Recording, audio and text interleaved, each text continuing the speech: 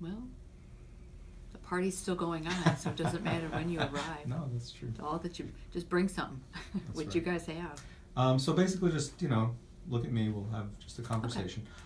So yeah, thank you for participating in telling us how you go about implementing some of the principles of UDL. Can you talk about sort of how recently you've done UDL and had it be effective in a course, basically? I think that's... Well, very recently. I think that since the training, I have ventured out more into different modalities, and it's interesting because my background in K-12 was as a special educator, and I did this all the time, but then coming to higher education, not so much, so not as much on my radar. So the training was a really good reminder of the things I should have known and been doing, but an exciting opportunity to revisit my classes. So very recently I had the opportunity to, I think probably one of my better opportunities to provide that in an action research class. So very new content for this group of students.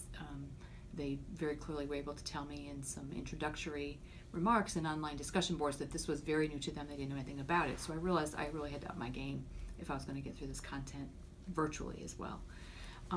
So I think building in a variety of access points for all of the content in terms of introductions. So seeking out different opportunities for video, using Panopto voiceover for lecture, discussion boards, circle of friends, small group activities was really helpful. Finding some visual representations of some of the models that we were talking about and examples really supplemented the text reading in those pieces, and purposefully identifying those entry points in each module. I think that's really interesting, because it would seem counterintuitive that the more information that you hit them with, if they don't know very much about the subject, the more they would be kind of drowned in it. But I think if you're offering them different ways of getting at the material, they would learn better by gravitating toward that material in the way that they would like to. Is that kind of... That's the feedback I got. For example, some of them, I gave them an opportunity because the check for understanding was not graded. It was really for their own feedback and mine to see where they were. Several of them took this strategy of using it as a pre-read, and others used it as their check. And so I found them using it in a variety of ways when given the option to do that.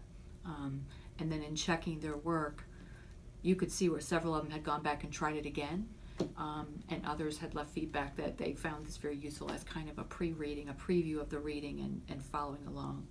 The visual models they found very helpful. A lot of them enjoyed those quick short videos, maybe a TED Talk or some other example from practice that reinforced what they were reading. Even though the textbook had a lot of case study in it and was a short narrative and a story, some of them didn't find that to be enough. They really enjoyed listening rather than reading and supplementing that experience. Do you find that it matters the order within which you assign those different modalities? I do. I didn't think so in the beginning. As a matter of fact, from one class to another, I did change it because I found some of them were relying too heavily on the video, and it's not enough. It was illumination. It wasn't the content knowledge in entirety. So what I found was in ordering their experience and then attaching maybe a Padlet or some other Google Doc of a slide presentation to check that they got the content seemed to really help. And the feedback from them too was that activity, in addition to just viewing, was really helpful. And it was a way for me to check for understanding too without a large project.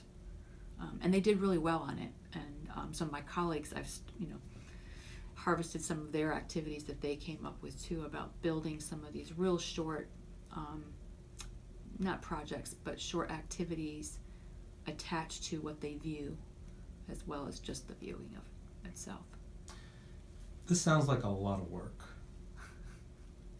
Is it a lot of work? It was in the beginning until I knew how to do it. But we're very fortunate that we have folks like you and here in the School of Ed, the TIC. Once I learned how to make those adjustments in Blackboard design, and I can't stop. I cannot stop doing it. And I'm excited by the new ways I've found for students to access and present for example, I was using a lot of discussion board, but I felt like I was growing out of that. And I really was finding that students were spending more time in the writing of it rather than in the talking, because to me that was a thinking space, not an evaluative space, more formative. So we started the idea of recording the conversations. So groups have been using Zoom or Panopto to just record this discussion board prompt rather than actually sitting and typing, because it was they were in the moment of discussion, and that's worked really, really well. Students seem to like that because they can do it from anywhere. So they pick their 10 minutes of time, and then they enjoy listening to each other rather than having to read through and finding, like, respond to 2 of your colleagues. Well, that seems very quantitative and prescriptive. This is more of a conversation, and it really has been more useful to me in knowing what they're really thinking and how they're making those connections. It's been great. So let's say that I assume that you have a class that exists, and then you say, I'd like to augment this part by adding a video or by adding, an audio lecture or some other component.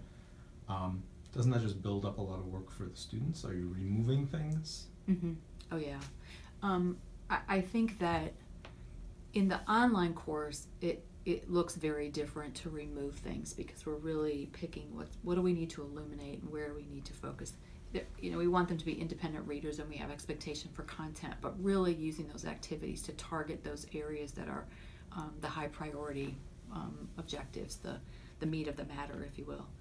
In my on-campus course, where we meet every week, I'm using that to push forward the in-class discussions. I'm using it to flip the classroom, literally.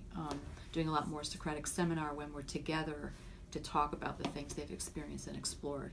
So I'm taking out more of that, like I said, the discussion board, the writing, the piece, stretching out some of that work to be more 4 blogs, 4 different blog entries across the semester rather than some kind of writing every week, and moving it more to case study, practical application, opportunities for creativity in the classroom when we're together.